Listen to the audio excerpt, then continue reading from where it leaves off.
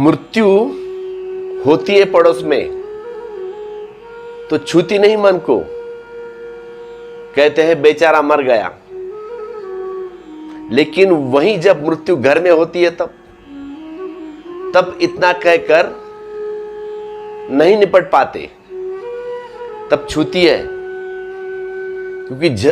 क्योंकि जब घर में होती है अपना कोई मरता है तब हम भी मरते हैं, हमारा भी एक हिस्सा मरता है। हमारी भी इन्वेस्टमेंट थी उसमें, उस आदमी में, हम भी उसमें कुछ लगाया था, उसकी जिंदगी से हमें कुछ मिलता था। हमारे मन के भी किसी कोने में वह आदमी भरा था।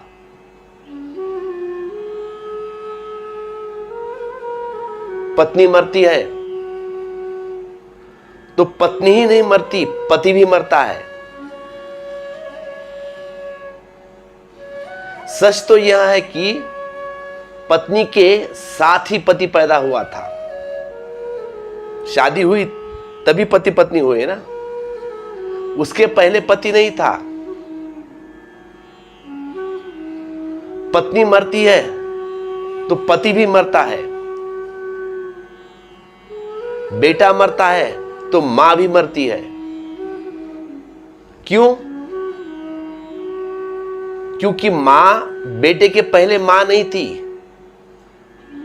मां बेटे के जन्म के साथ हुई है। जब बेटा जन्मा है तो एक तरफ बेटा जन्मता है और दूसरी तरफ मां भी जन्मती है। और जब बेटा मरता है तब एक तरफ बेटा भी मरता है और दूसरी तरफ मां भी मरती है।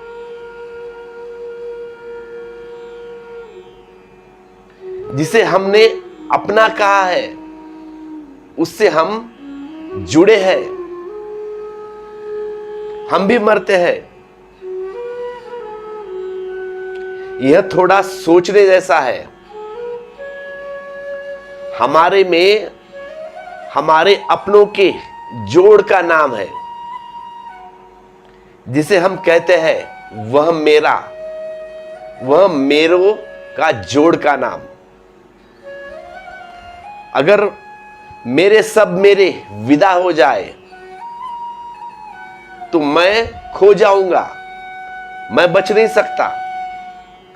यह मेरा में कुछ मेरे पिता से, कुछ मेरी मां से, कुछ मेरे बेटे से, कुछ मेरे मित्र से, इन सब से जुड़ा है मेरा मैं।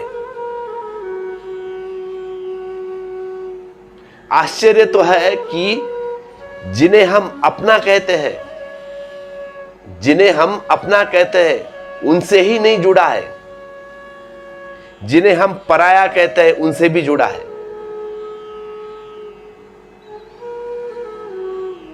परिधि के बाहर लेकिन उनसे भी जुड़ा। तो जब मेरा शत्रु मरता है, जब मेरा शत्रु मरता है तब थोड़े में मैं भी मरता हूं, क्योंकि मैं फिर वही नहीं हो सकूंगा जो मेरे शत्रु होने पर मैं था। शत्रु भी मेरी जिंदगी का कुछ देता था, शत्रु भी मेरे जिंदगी को कुछ देता था। मेरा शत्रु था, होगा शत्रु पर मेरा था, उससे भी मेरे का संबंध था। उससे भी ना फिर अधूरा और खाली हो जाऊंगा। सब जगह मेरा मैं ही आता है।